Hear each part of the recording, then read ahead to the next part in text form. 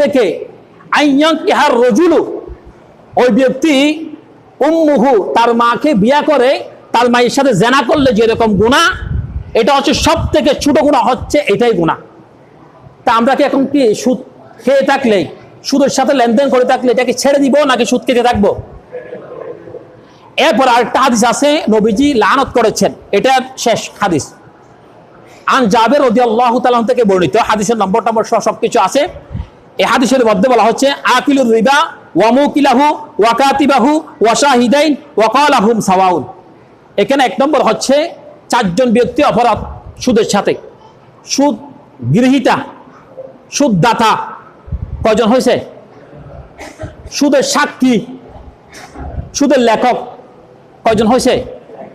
চারজন। আবার বলছি, নবীজি বলছেন আমি লানত করি ওই ব্যক্তিদের উপরে, এক নম্বর যিনি সুদ খায়, দুই নম্বর যিনি সুদ দেয়, একজন দেওয়া একজন নেওয়া, একজন লেখক একজন সাক্ষী, এই চারজনের জন্য আমি নবী লানত করছি।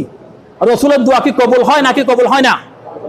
নবীজি যদি কি লানত করলে আল্লাহর দরবারে লানত এটা কি অভিশাপ হয়ে থাকবে নাকি রহমত হয়ে থাকবে? এটা বলে আজকের আলোচনা এই পর্যন্ত রাখলাম। এখানে আরো বহু হাদিস ছিল। আরেকটি কথা, এটা হচ্ছে